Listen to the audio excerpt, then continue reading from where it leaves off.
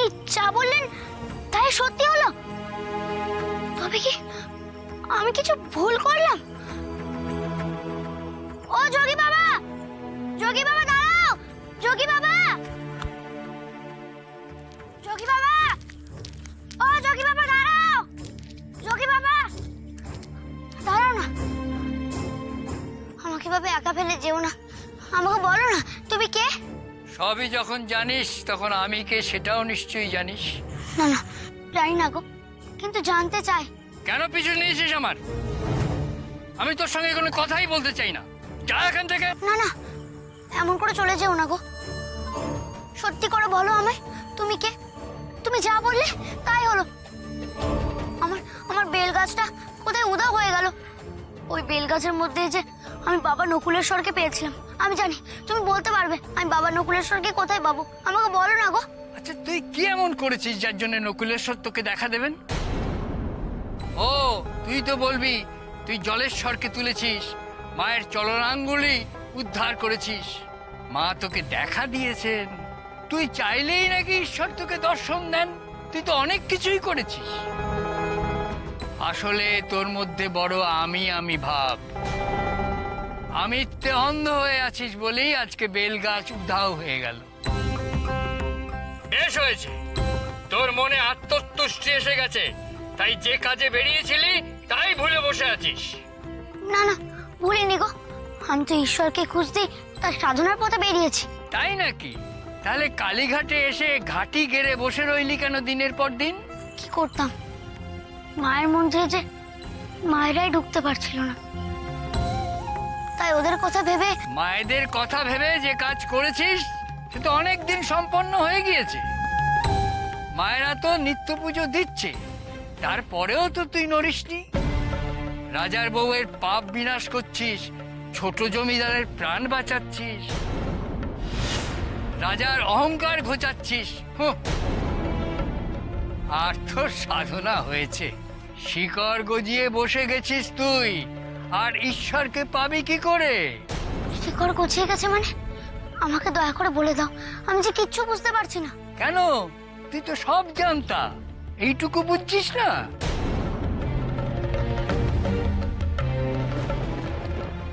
মাগো, লোকনাথ যে বড় অবুঝ মা, এখনো বোঝার মতো অতটা বড় হয়নি। না মা না, ভৈরবীর উচিত হয়নি লোকনাথকে এইভাবে ছেড়ে দেওয়া,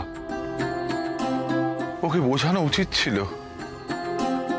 ছেলেটার ভাগ্যে যে কি আছে কে জানে মা, কে জানে। গুরুদেব, গুরুদেব, গুরুদেব, গুরুদেব। বেনি, কোথায় ছিলে এতক্ষণ?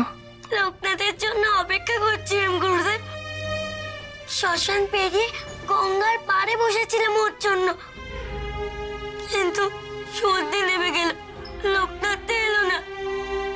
একটু পরেই তো কয়েল দিতে আর ছোট বাবুর বিয়ে, লোকনাথ সময় মতো না ফিরে বিয়ে কি করে হবে গুরুদেব? করাল দিদি তো লোকনাথকে ছাড়া বিয়েতে বসবে না। আমিও তো সেই কথাই ভাবছি রে বেনি, ছেলেটা কত দূরে গেছে, কোথায় গেছে কিছুই তো জানি না। গুরুদেব আমার বড় ভয় করছে, লোকনাথ ফিরে আসবে তো?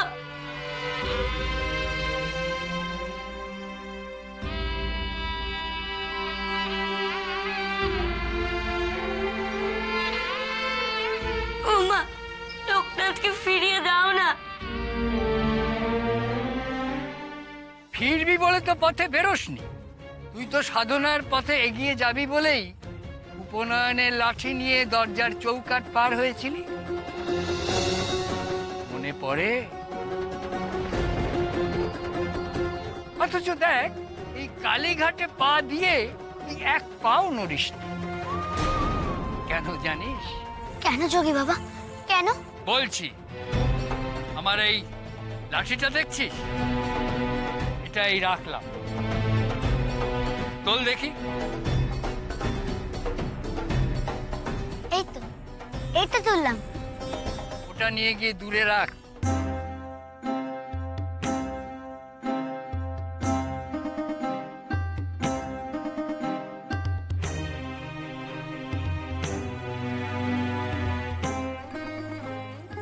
পেরেছি গো। গাছটা দেখছিস? হ্যাঁ। এবার এই গাছটা নিয়ে দূরের মাটিতে রোপণ কর দেখি। এমন ভাবে করবি যেন গাছটা কোনোভাবে ক্ষতিগ্রস্ত না হয়। এই গাছটাকে তুলবো? হ্যাঁ।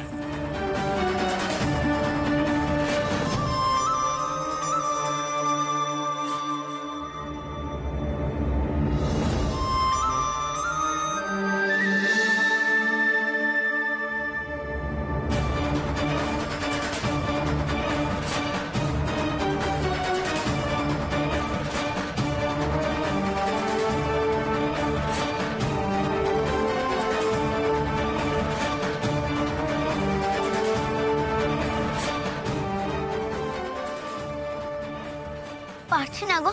কেন? লাঠিটা সরাতে পারলি, গাছটা সরাতে পারলি না কেন? গাছটা তো শিকড় দিয়ে মাটির সঙ্গে আটকানো। ঠিক বলেছিস, আর এটাই তোকে বোঝাতে চেয়েছিলাম। মানুষেরা অমনি, যে মানুষের শেকড় গজিয়ে যায় সে মাটিতে গাছ হয়ে যায়। পাখি হয়ে নিজেকে মুক্ত করা আর হয় না। তুই তো মুক্ত হয়ে বেরিয়েছিলি সাধনার পথে। পরিব্রাজকের দণ্ড নিয়ে তোর যা কাজ তা তো তুই করছিস না। ঈশ্বর খুঁজতে কালীঘাটে এলি, ভালো কথা, কিন্তু এখানেও তো তোর শিকড় গজিয়ে গেল। তাই মরা বাঁচাচ্ছিস, জমিদারের পাপ ধোয়াচ্ছিস। এসব তো সবে সত্য, কিন্তু আপনি কি করে জানলেন? আমি কেন, ওটা কালীঘাট জানে।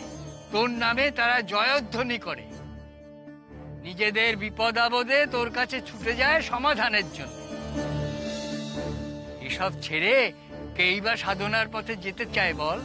না না, তা নয়। হ্যাঁ তাই, তুই তো আত্মতুষ্টিতে ভুগছিস। তোর আমিত্ব বেড়ে গেছে। যদি সত্যি শিবকে লাভ করতে হয় তাহলে তোকে এই আমিত্ব বর্জন করতে হবে। জন্ম জন্মান্তরের শেকড়ের টান, সমস্ত পিছু টান, সমস্ত রকম ঋণ মুক্ত হয়ে মনকে পুরোপুরি ঈশ্বরে বিলীন হতে হবে। তবেই তো পাবি ইষ্টের দর্শন। জন্ম জন্মান্তরের শেখরের টান মানে? আমি তো আমার বাবা মা পরিবার সব ছেড়ে এসেছি যোগী বাবা। কিন্তু অবচেতনে অনেক শিকড়ে তুই নিজেকে বেঁধে রেখেছিস। সে শিকড় না কাটলে মুক্তি নেই।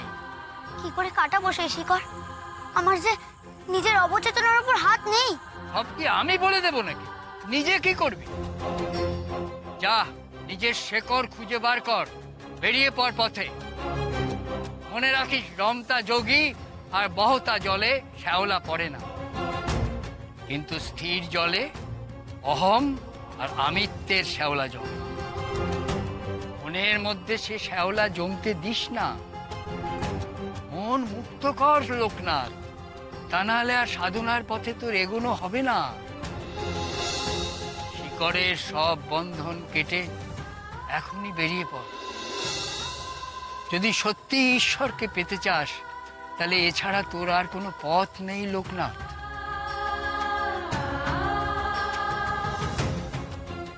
জন্ম জন্মান্তরের শিকড়ের ঋণ কেটে বেরোতে হবে আমাকে, কিন্তু কোথায় আটকে আছে সেই শিকড়? যোগী বাবা, ও যোগী বাবা, যোগী বাবা কোথায় গেলে তুমি? যোগী বাবা, আমাকে জানতে হবে সেই শিকড় কোথায় আছে। যোগী বাবা!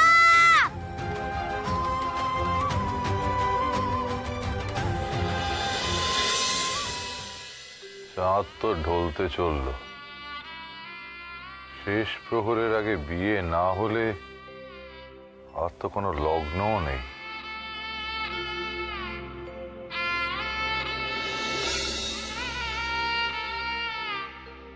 ভাই তো সেই সকাল হতে না হতেই শ্মশান থেকে জঙ্গলের দিকে ছুটে গেল, এখনো কেন ফিরলো না?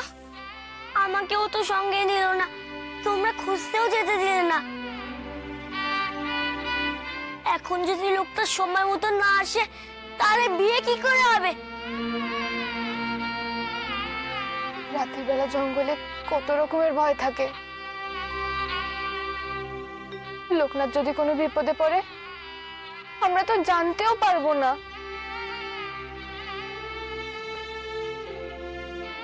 লোকনাথ তো স্বয়ং শিবের আশীর্বাদ নিয়ে জন্মেছে, আর ও যার সন্ধানে গেছে তিনি নিজেও শিবরূপী নকুলেশ্বর। তাহলে তার কেন কোনো বিপদ হবে? না না না না না, এসব ভেবে আমি মন দুর্বল করব না। লোকনাথ লোকনাথ নিরাপদেই ফিরে আসবে। এই তো দাদা, লোকনাথের কোনো খোঁজ পেলে? কোনো খবর নেই। আমরা একেবারে তন্ন তন্ন করে সবাই মিলে জঙ্গলের ভেতরে খুঁজতে গেছিলাম, কোথাও কোনো খোঁজ পেলাম না। ছেলেটা যে কোথায় গেল কে জানে।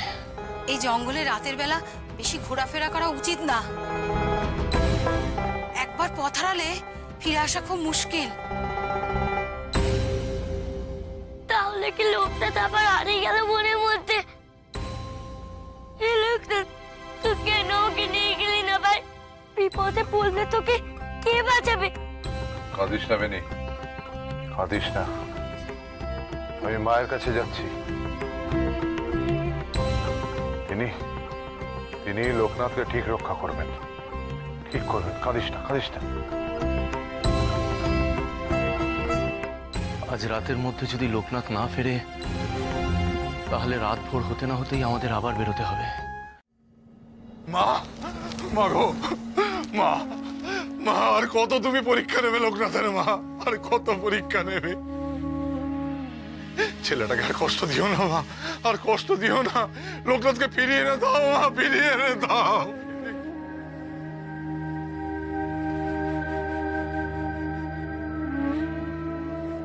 মা, মা গো, রক্ষা করো মা, রক্ষা করো। আমাকে মাফ করে পদ্মমন, আমি যা বলেছি তার অন্যথা হতে পারে না। আমি তোমার কষ্টটা বুঝতে পারছি দিদি, কিন্তু লোকনাথের জন্য অপেক্ষা করলে যে এই শুভ লগ্নটা পেরিয়ে যাবে, আর সেটা জানলে কিন্তু লোকনাথ নিজেও খুব দুঃখ পাবে। লক্ষ্মীটি, তুমি রাজি হয়ে যাও না। পদ্মবন, বাবা মাকে ছেড়ে এই ভাইয়ের ভরসাতেই পথে নেমেছিলাম। ও আমাকে সব বিপদ আপদ থেকে রক্ষা করেছে। আজ নতুন জীবনে প্রবেশ করার সময় লোকনাথ যদি আমার পাশে না থাকে তবে আমি কি করে খুশি মনে বিয়ে করি বলো তো? ও ফিরে এসে তোমার বিয়ে হয়ে গেছে দেখলে খুশি হবে, বিশ্বাস করো। আমায় জোর করো না পদ্মবন।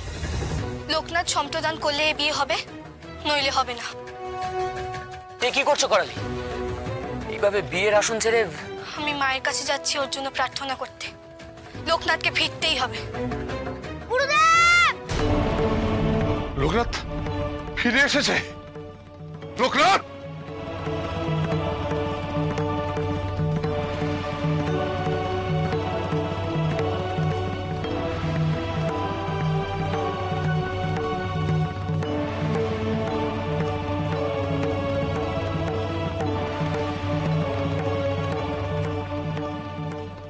লোকনাথ, তুই ঠিক সময় এসেছিস ভাই। কয়েল দিয়ে তোর জন্য অপেক্ষা করছিল।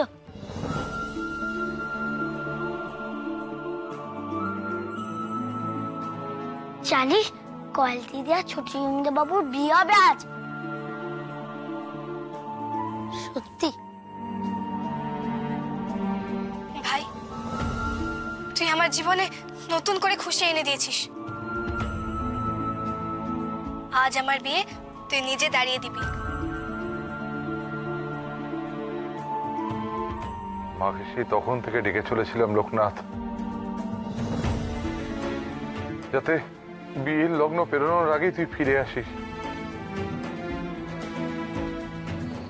মা, মা আমার ডাক শুনেছেন। লোকনাথ, এসো। আজ তুমি তোমার দিদিকে সম্প্রদান করবে। এসো তাড়াতাড়ি, পুরোহিত মশাই অপেক্ষা করছেন। এসো এসো।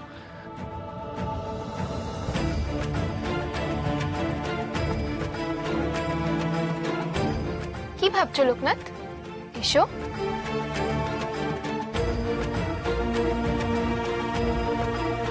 করালি দিদি, আমি তোমার বিয়েতে থাকতে পারবো না গো।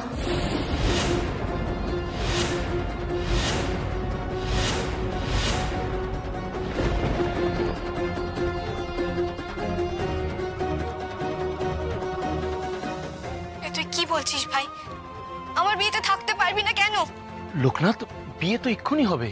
তুমি যখন চলেই এসেছো, তোমার উপস্থিত না থাকার তো কোনো কারণই আমি দেখতে পারছি না। না জমিদার মশাই, সময় বেশি নেই। আমার যে অনেক কাজ আছে, অনেক কাজ। তোর কথার মানে আমি বুঝতে পারছি না ভাই, তবে দিদির দাবিতেই বলছি, তোর সব কাজ খানিক পরেই না হয় করিস। তোর জন্য আমি স্বামী সংসার সব ফিরে পেলাম। আমার বিয়েতে তুই ভাই হয়ে না দাঁড়ালে চলে?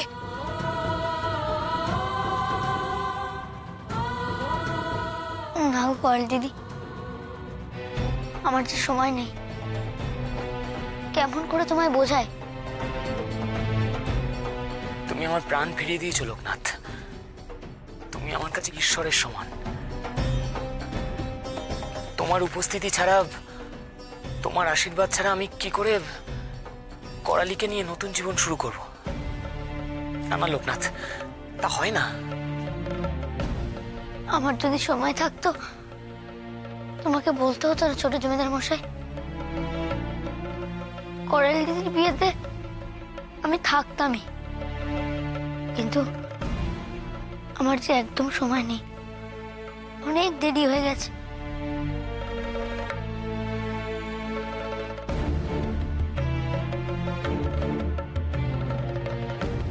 তোর কেন সময় নেই লোকনাথ?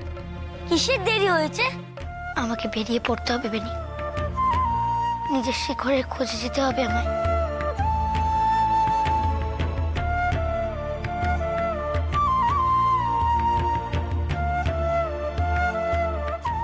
জন্ম জন্মান্তরের সেই শিখর খুঁজে আমায় ঋণ শোধ করতে হবে, নইলে যে সেই শিখরের জালে আমার পা আটকে গেছে।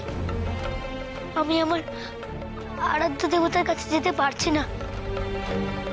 তোমরা আমাকে আটকেও না।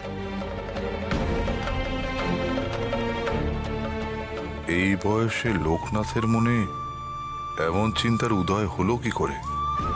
ও কি তবে চরম উপলব্ধির দিকে যাচ্ছে? নইলে তো এ চেতনা আসা কিছুতেই সম্ভব নয়। বেশ, তোর যেখানে ইচ্ছে যা লোকনাথ, এই বিয়ে থাক। আমারও যেদিকে দু চোখ যায় আমি চলে যাচ্ছি। করবো না এই বিয়ে। দাঁড়াও, এমন ছেলে মানুষই করো না করালি দিদি। সবাই তো লোকনাথকে বোঝাচ্ছে, তার মধ্যে তুমি এমন অবোঝা হও না লক্ষ্মী দিদি আমার। গুরুদেব, আপনি আপনার শিষ্যকে বোঝান। লোকনাথ না থাকলে ও বিয়ে করতে রাজি হবে না। আমি ওর বাবা মাকে কথা দিয়েছিলাম, আমার বাড়ির লক্ষ্মীকে আমি ফিরিয়ে নিয়ে যাব। কি জবাব দেবো আমি ভবানী বাবুকে? তোর কি হয়েছে বলতো লোকনাথ? আগে যা করতিস আমাকে তো বলতিস, আজ কেন তোকে অচেনা লাগছে রে? দেখ, সবাই তোর জন্য অপেক্ষা করে আছে। তুই বিয়েতে না থাকলে কয়েল দিদি বিয়ে করবে না বলেছে। তোর কি সেটা ভালো লাগবে বল? কয়েল দিদি তো চলে যাবে বলছে। আমাকে ছেড়ে দাও পদ্মবন।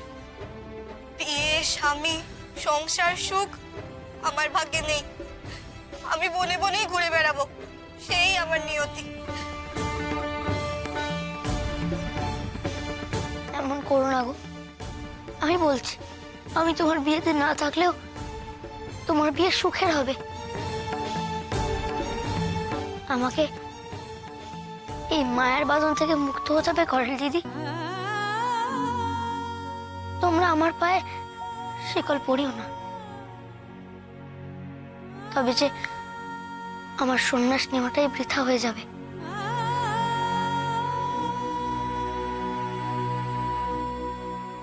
আমি তোমাকে আমার দিদির দায়িত্ব দিলাম, তাকে তুমি বিয়ে করে নিয়ে যাও। আমার দিদিকে সুখী করার দায়িত্ব নাও। আমার এইটুকু অনুরোধ কি তুমি রাখবে না ছোট জমিদার মশাই? তোমার সব কথা আমি রাখবো লোকনাথ, তুমি না থাকলে এই বিয়েতে। ভাই ছাড়া আমি বিয়ে করবো না বলেই তো দিয়েছি, কেন মিছে কথা বাড়াচ্ছিস লোকনাথ? আমার কথাটা একটু বোঝার চেষ্টা করো কয়েল দিদি। তুমি ফিরে না গেলে যে আমার উপর আরো ঋণ চাপবে। জন্ম জন্মান্তরের ঋণ যে আমি আমি এখনো শোধ করতে পারিনি। তার উপর যদি আমার উপর আরো বোঝা চাপে, তাহলে সন্ন্যাসের পথে আমি আর এগোতে পারবো না।